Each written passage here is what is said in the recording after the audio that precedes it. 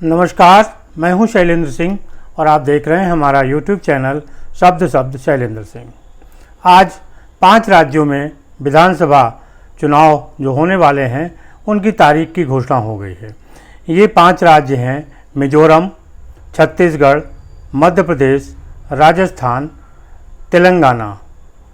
और इनकी जो तारीखें घोषित की गई हैं, मिजोरम में 7 नवंबर को, मध्य प्रदेश में 17 नवंबर को, राजस्थान में 23 नवंबर को और तेलंगाना में 30 नवंबर को चुनाव होंगे।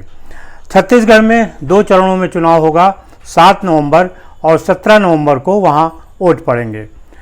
और इन 5 राज्यों की जो मतगणना है वो 3 दिसंबर को होगी। इस तरीके से 5 राज्यों में जो चुनावी बिगुल है वो बच चुका है। सेनाएं बिल्कुल आमने सामने खड़ी हो गई हैं और राजनीतिक दलों ने अपने अपने प्रत्याशियों की घोषणा करनी शुरू कर दी है। ये पहला चुनाव है। अगर मध्य प्रदेश की बात करें, जहां पे चुनाव तारीखों की घोषणा के पहले भारतीय जनता पार्टी ने अपने 8 ऐसे नेताओं के नाम शुरू में ही घोषित कर दिए, जिनमें से 3 केंद्र सरकार में मंत्री और बाकी सांसद हैं। तो सांसदों को भी चुनाव लड़ाया जा रहा है और केंद्र सरकार में जो मंत्री हैं उनको भी चुनाव लड़ाया जा रहा है।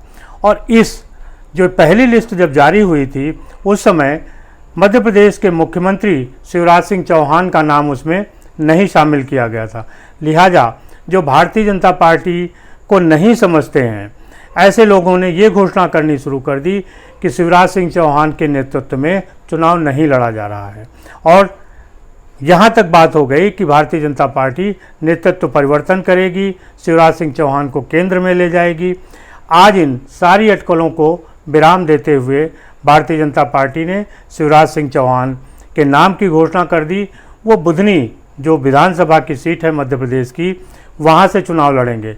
शिवराज सिंह चौहान पहले भी वहाँ से चुनाव लड़ते रहे हैं।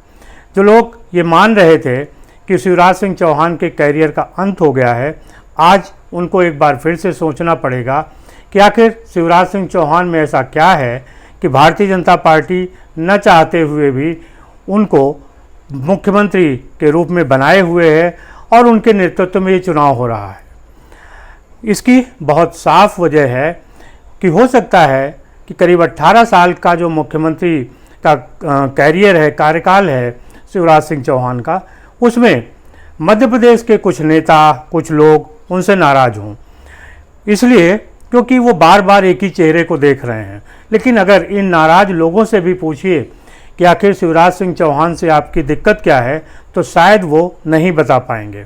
कारण शिवराज सिंह चौहान बहुत ही सहनशील, नरम दिल, मिलनसार नेता हैं। और आज की पीढ़ी के जो नेता हैं, चाहे वो मध्य प्रदेश के हों या दूसरे किसी प्रदेशों के, उनमें इतना सहज और सरल होने का जो गुण है वो नहीं है।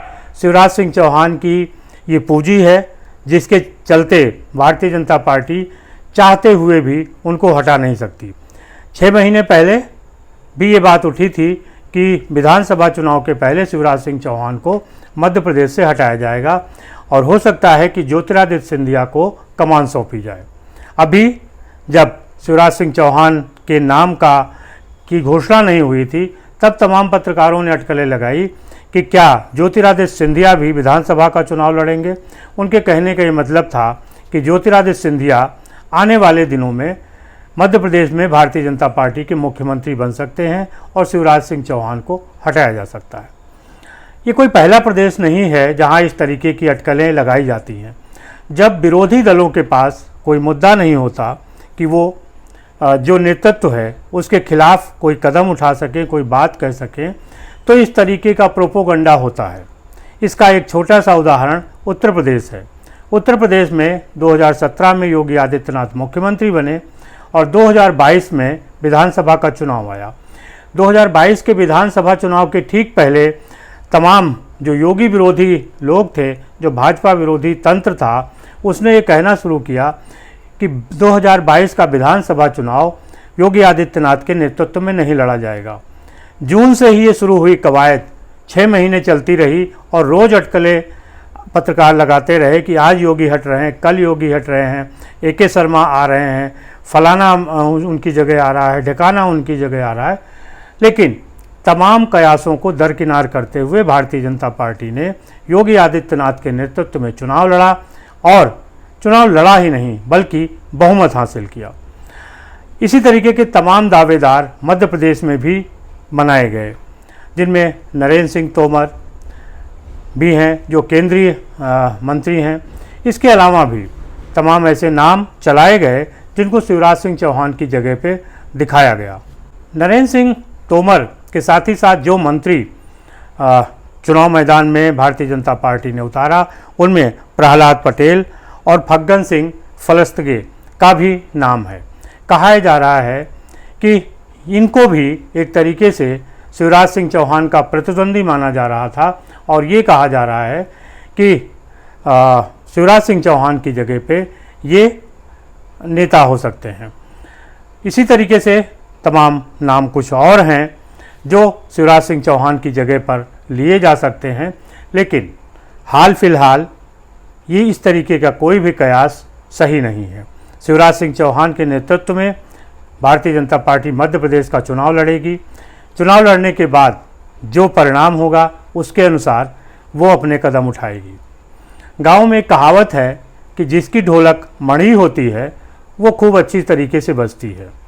कहने का मतलब ये है कि जिस पार्टी का संगठन मजबूत है, उसके पार्टी कार्यकर्ता पार्टी के कहने पर हैं, कोई विवाद नहीं खड़ा हो रहा है, वो किसी भी तरीके से अपने कार्यकर्ता का कहीं भी प्रयोग कर ले, कोई भी कार्यकर्ता चूँ नहीं करता, पार्टी जो जिम्मेदारी देती है उसे वो उठा लेती है।